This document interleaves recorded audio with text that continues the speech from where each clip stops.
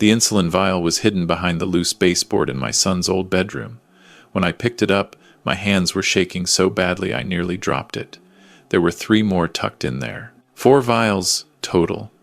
And my wife Helen doesn't have diabetes. But Vanessa does.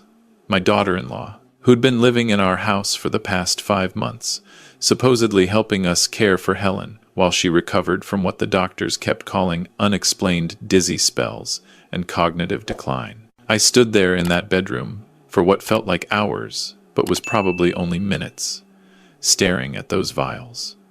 The bedroom Daniel had grown up in, where Helen and I had read him bedtime stories, where he'd done his homework at that old desk by the window, where he'd packed his bags for university and promised to make us proud. The house was silent except for the sound of the ambulance siren getting closer. I'd called 911 20 minutes earlier when I found Helen unconscious on the kitchen floor, her breathing shallow, her skin cold and clammy. Again, the 3rd time this month. Let me take you back 5 months to explain how we got here. It started in March. Helen had turned 65 in February, and we'd been planning to sell our house in Calgary and move to Vancouver Island for retirement. We'd saved carefully my whole career as a high school English teacher. Between my pension, our savings, and the house Daniel had grown up in, we were sitting on just over $1.2 million. Not rich by any means, but comfortable. Enough to buy a small place near the ocean and live out our years watching the sunset over the Pacific. Then Daniel called, said he and Vanessa were having trouble, marriage on the rocks. Could they stay with us for a few months while they sorted things out? Their daughter Sophie, our 10-year-old granddaughter, needed stability during this difficult time. Of course we said yes. He was our only child. We'd do anything for him. They moved in the first week of April. Daniel had been living in Edmonton, working in oil and gas, making good money, or so we thought. But he showed up with 2 suitcases, a daughter who barely looked at us, and a wife who immediately took over our spare bedroom and started rearranging our kitchen. Helen's been having some dizzy spells. I mentioned to Daniel that first week. Nothing serious. The doctor says it's probably just her blood pressure medication needing adjustment. I'll keep an eye on her, Dad, Daniel said, putting his hand on my shoulder. Vanessa's great with medical stuff. She manages her diabetes so well, she practically knows as much as a nurse. That should have been my first warning sign, but I was just grateful to have my son home, to have my granddaughter's laughter in the house again. Sophie was quiet, withdrawn, but Helen and I figured it was just the stress of her parents fighting. The dizzy spells got worse. By late April, Helen was having them almost daily. She'd be fine one moment, then suddenly she'd grab the counter, her face going pale, her words slurring. The doctors ran tests, blood work, CT scans, MRIs. Everything came back normal, except her blood sugar, which kept dropping to dangerous levels. We're concerned about reactive hypoglycemia, Dr. Patterson told us at the appointment in early May. But given that she's not diabetic, it's unusual. We'll need to monitor her diet carefully. Vanessa jumped right in. I'll handle her meals, she said. All concerned daughter-in-law. I have to watch my own blood sugar anyway. I'll make sure Helen eats small, frequent meals with the right balance of protein and complex carbs. I should have been suspicious. But I was too busy being grateful. Too busy being the fool who thought his family was helping. Helen started losing weight. By June, she'd dropped nearly 30 pounds. She was confused often, forgetting conversations we'd just had, sometimes not recognizing Sophie when our granddaughter came into the room. Early onset Alzheimer's, Daniel said one evening when Helen had gone to bed early, exhausted from another episode. That's what it looks like, Dad. We need to face it. She's 65 years old, I said, my voice cracking. This doesn't run in her family. The doctors haven't diagnosed anything like that. The doctors don't know what they're looking for, Vanessa said, exchanging a glance with Daniel that I didn't understand then, but makes my stomach turn now. Maybe we should get her evaluated by a specialist, someone who can assess whether she's still capable of making her own decisions. That was the first time they mentioned the word incompetent. I refused to consider it. Helen was my wife of 43 years. She was having health problems, yes, but she was still Helen, still laughed at my terrible jokes, Still remembered the names of all my former students when we ran into them at the grocery store. Still knew exactly how I liked my coffee. But the episodes kept getting worse. And I was terrified. Absolutely terrified of losing her. In July, Daniel brought up the power of attorney. "Just as a precaution, Dad," he said. We were sitting in the living room, the stampede fireworks going off in the distance. "If something happens to you, someone needs to be able to handle Mom's medical decisions, her finances. I'm your son. It makes sense." "I'm not dying," I said. "Nobody thinks you are. But you're 67. What if you have a heart attack? What if you're in an accident? Mom can't handle things alone, not with her condition. Just sign the POA over to me. For both of you. I'll only use it if absolutely necessary." I signed it. God help me, I signed it.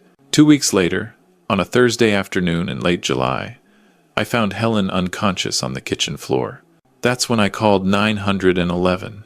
That's when I started searching the house while I waited for the ambulance, looking for anything that might explain what was happening to my wife. That's when I found Daniel's bedroom door slightly ajar, the baseboard loose, and those 4 vials of insulin. The paramedics were professionals. They got Helen stabilized, got an IV in, got her blood sugar back up. In the ambulance, one of them asked me a question that made my blood run cold. "Sir, does your wife take insulin? Is she diabetic?" "No," I said. "She's not, but my daughter-in-law is." The paramedic and his partner exchanged a look. At the Foothills Medical Center, they ran tests immediately. Helen's blood sugar had been at 2.1 mmol when they found her. Normal is 4 to 7. Anything below 3 is dangerous. Below 2, you risk seizures, coma, death. She has extremely high levels of insulin in her system, Dr. Patel told me in the emergency room. Levels that don't make sense for someone who isn't taking insulin. "Mr. Morrison, I have to ask, is there any possibility your wife has been injecting herself without telling you?" "No," I said. Then I told him about the vials, about Vanessa's diabetes, about Daniel and the POA. Dr. Patel's expression changed. "We need to call the police." The Calgary Police Service sent Detective Sarah Chen. She was young, maybe 40, with sharp eyes that didn't miss anything. She took my statement, took the insulin vials I'd brought with me, and asked me one question that made everything click into place. "Mr. Morrison, has there been any recent attempt to change your wife's will or access your financial accounts?" "Daniel has POA," I said slowly, "as of 3 weeks ago, and before your wife got sick. Who was the primary beneficiary of your estate?" "We have a joint will," I said. "Everything goes to the survivor, then to Daniel when we're both gone. The house, our savings, my pension survivor benefits, just over 1.2 million total." Detective Chen nodded like I'd just confirmed something she already suspected. "I'm going to need you to check your bank accounts, Mr. Morrison. All of them. Tonight." I borrowed a hospital computer and logged into our online banking. Our joint checking account, which had held $47,000 3 weeks ago, now had $3,200. Our savings account, which had held $185,000, was down to $12,000. Our investment account, carefully built up over 40 years, had been liquidated. All $250,000 of it gone. Total missing, $466,800. I couldn't breathe, couldn't think. Helen was 3 floors above me fighting for her life, and our son, our only child, had been poisoning her and stealing from us. Detective Chen put her hand on my shoulder. "We're getting a warrant for your house right now. Don't go home tonight, Mr. Morrison. Is there somewhere safe you can stay?" I called my brother in Vancouver, told him everything. He wired me $2,000 and told me to get a hotel, get a lawyer, and not to talk to Daniel or Vanessa until the police said it was safe. I didn't sleep that night. I sat in a cheap hotel room near the hospital, watching the news, waiting for my phone to ring. It rang at 6:47 a.m. "Daniel." "Dad, where are you? The police are here. They're searching the house. They're saying crazy things about Mom, about insulin. This is insane. You need to come home and straighten this out." "I'm not coming home," I said. My voice didn't sound like my own. I found the insulin, Daniel. I found what you did to the bank accounts. Silence. Then, Dad, I can explain. Explain how you poisoned your mother? Explain how you stole $500,000 from us? Explain that, Daniel. It's not what you think. Vanessa and I, we were going to pay it back. We had some debts, some investments that went wrong. We just needed a loan. You gave your mother insulin to make her sick, to make her look incompetent, so you could take everything. More silence. Then his voice changed. Harder. Colder. You can't prove that. The hospital has her blood work. The police have the vials. How long, Daniel? How long have you been doing this to her? He hung up. The police found more that day. In Daniel and Vanessa's bedroom, tucked in a locked drawer, they found syringes, detailed logs of insulin doses administered, emails between Daniel and Vanessa discussing the plan, and a forged will signed with Helen's name, dated 2 weeks after her incompetency evaluation, leaving everything to Daniel immediately, cutting me out entirely. They also found Sophie's diary. My granddaughter had known. She'd seen her mother drawing up the insulin, seen her father holding Helen down while Vanessa injected her. Sophie had written page after page about wanting to tell someone, being terrified, not knowing who to trust. Daniel and Vanessa were arrested that afternoon. They were charged with attempted murder, fraud, theft over $5,000, forgery, and conspiracy. The Crown prosecutor, a stern woman named Margaret Ellis, told me she was going to push for the maximum sentence. This wasn't a moment of passion, she said. This was calculated, premeditated. They planned to kill your wife over months, to make it look like natural decline, to steal your life savings and your home. This is one of the worst cases of elder abuse I've seen in 20 years. Helen was in the hospital for 2 weeks. The doctors had to carefully bring her blood sugar back to normal, repair the damage the repeated hypoglycemic episodes had done to her brain and organs. There was some permanent cognitive damage, Dr. Patel told me. Memory issues, difficulty with complex tasks. But she would live. When she was finally alert enough to understand, I had to tell her what our son had done. I'll never forget the look on her face. Not anger, not even betrayal, just profound sadness. I knew something was wrong, she whispered. I kept telling myself I was imagining it, that Daniel would never hurt me. But I knew. The trial took place in November, 6 months after it all came to light. Sophie was in foster care temporarily while the case was resolved. She was too traumatized to testify in person, so the judge allowed her diary entries and a video-recorded interview. Daniel and Vanessa both pleaded not guilty. Their lawyer tried to argue that the insulin was for Vanessa's diabetes, that the money transfers were loans we'd agreed to, that Helen's health problems were coincidental. The Crown destroyed them. Dr. Patel testified about Helen's blood insulin levels, how they were consistent with external administration, not internal production. A forensic accountant traced every dollar of the stolen money to accounts in Daniel and Vanessa's names, showed the trail of forged signatures and unauthorized transfers. A handwriting expert proved the will was a forgery. And worst of all, they played the video of Sophie's interview. My 10-year-old granddaughter describing in her small, shaking voice how her mother would fill the syringe, how her father would distract me, send me on errands, get me out of the house, how they'd hold Grandma down when she fought, how Grandma would cry and ask why they were hurting her, how Sophie was told that if she said anything, Grandma would die anyway, and it would be Sophie's fault. I watched Daniel's face while that video played. He wouldn't look at the screen. Vanessa was crying. But Daniel just stared at the table in front of him, jaw clenched, refusing to show any emotion. The jury deliberated for 3 hours. Guilty on all counts. At sentencing 2 weeks later, the judge was brutal.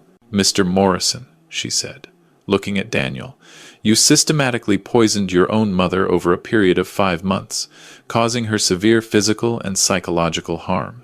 You stole nearly $500,000 from your parents, money they'd worked their entire lives to save. You forged documents. You manipulated your own daughter into becoming an accessory to attempted murder. You showed no remorse, no conscience, no humanity." She sentenced him to 22 years in federal prison. Vanessa got 15 years for her role. The courtroom was silent. Helen gripped my hand so tightly I lost feeling in my fingers. You will have no contact with your daughter, the judge continued, until she turns 18 and chooses otherwise. You will have no contact with your parents. Upon release, you will be required to pay full restitution of all stolen funds, plus interest, plus damages. Do you have anything to say? Daniel stood. For a moment, I thought he might apologize, might show some shred of the boy I'd raised. This is a miscarriage of justice, he said. I was trying to help my parents prepare for the inevitable. My mother was declining anyway. The money was always going to be mine eventually. You're punishing me for trying to secure my family's future. Helen made a sound beside me, something between a sob and a gasp. The judge's face hardened. Remove him from my courtroom. We got some of the money back. The Crown's asset forfeiture team seized Daniel's truck, Vanessa's jewelry, some electronics they'd bought with our money. Total recovery, $89,000. The rest was gone, spent on who knows what. The house we'd planned to sell, the retirement we'd planned, all of it had to be restructured around having $377,000 less than we'd thought we had. But we got Sophie. That was what mattered to Helen, what kept her going through the worst of it. The custody hearing took place 3 weeks after the sentencing. Sophie's foster parents were kind people, but they already had 4 kids. When the judge asked Sophie where she wanted to live, she looked right at us. With Grandma and Grandpa, she said, if they still want me. Always, Helen said, tears streaming down her face. Always, sweetheart.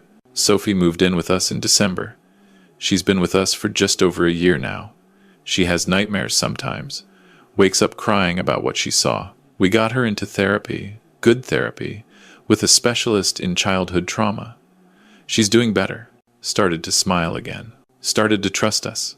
Helen's health has improved, though she'll never be quite the same. She has good days and bad days. Some mornings she wakes up confused, thinks Sophie is our daughter, not our granddaughter. But most days, she's herself. We've adapted. We make lists, set reminders, take each day as it comes. The house in Calgary is sold now. We couldn't afford the mortgage and property taxes on my pension alone. We moved to a smaller place in Okotoks, a town just south of the city. 2 bedrooms, a little yard where Sophie can play. It's not Vancouver Island. It's not the retirement we'd dreamed of. But it's ours, paid for with what was left after everything. Sometimes Sophie asks about her parents. We don't lie to her. We tell her they made terrible choices, hurt people they should have protected, and now they're facing the consequences. We tell her that none of it was her fault, that she was brave to survive it, that she'll never have to see them again unless she chooses to.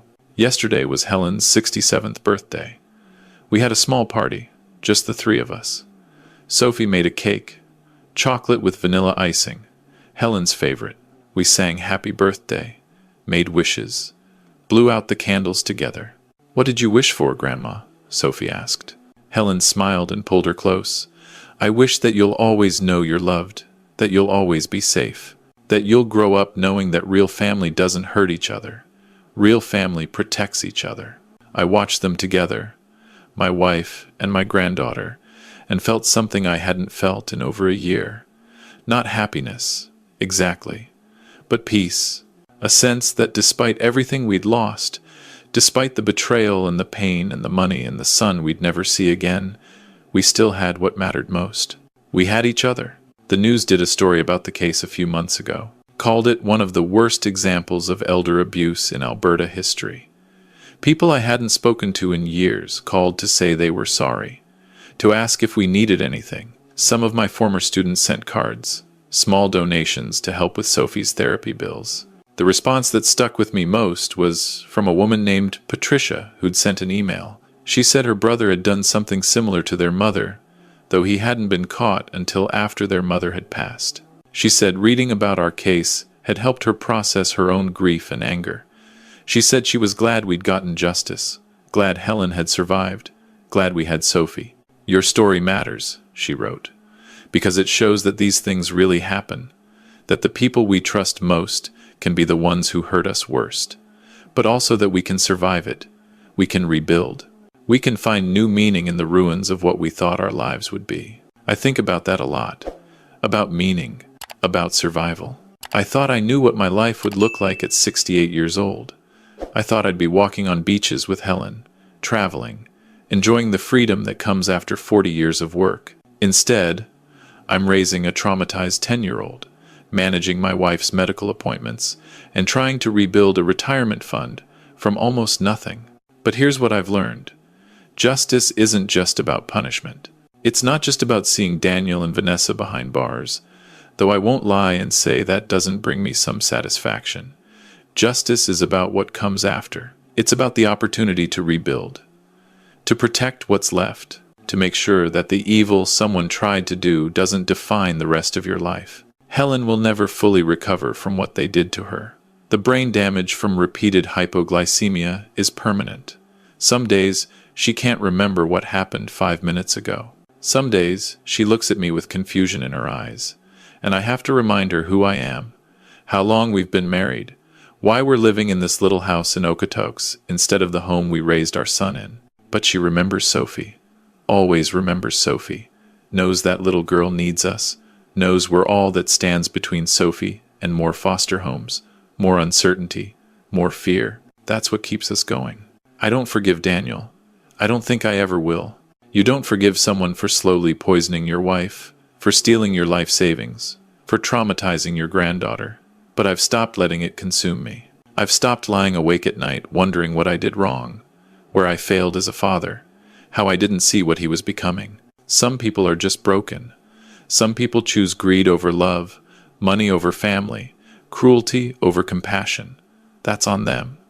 That's their choice, their burden to carry. Mine is to protect what's left, to give Sophie a childhood that doesn't revolve around fear and manipulation, to give Helen dignity and care in her declining years, to build something new from the wreckage of what we lost.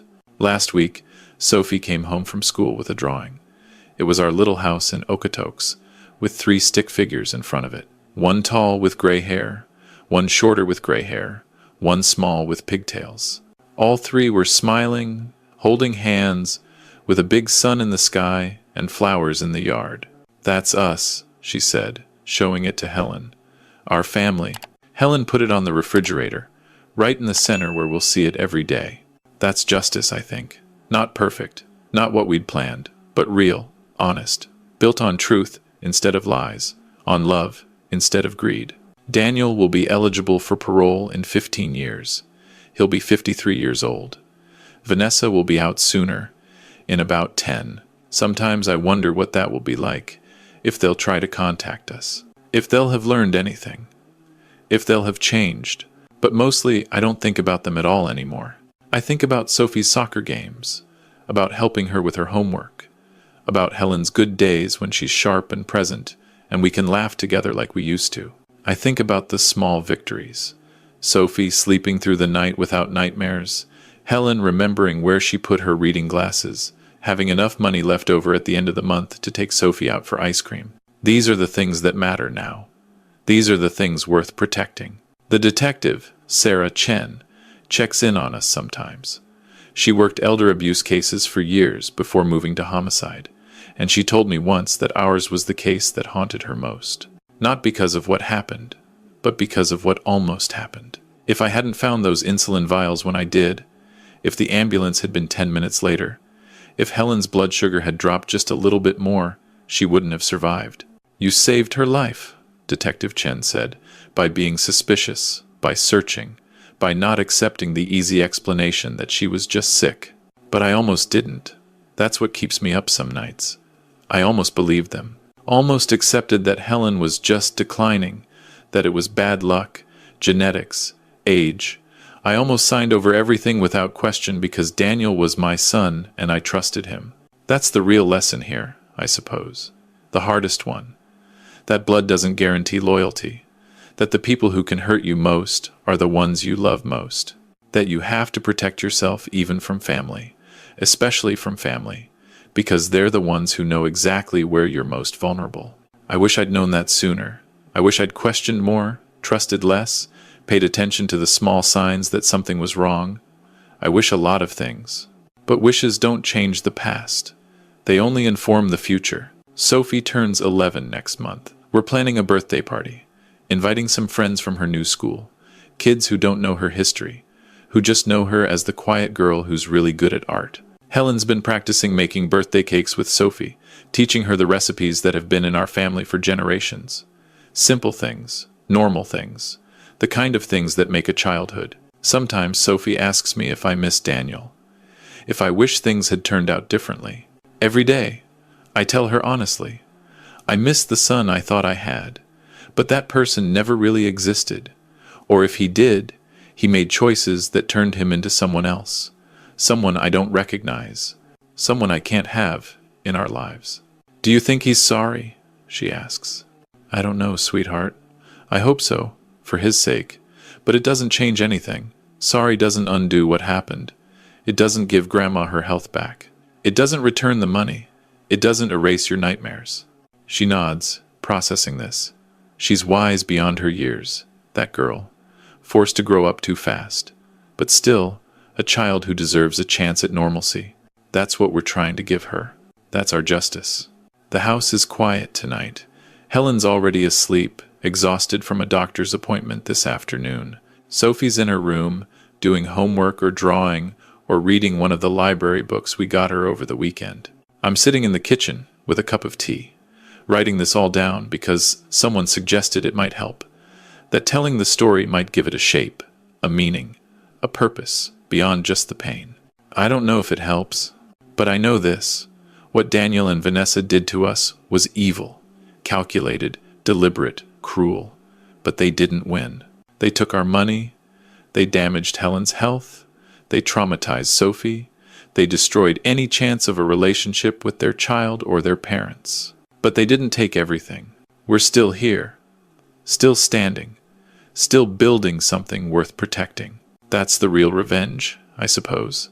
Not the prison sentences, though those matter. Not the public shame, though that's real too.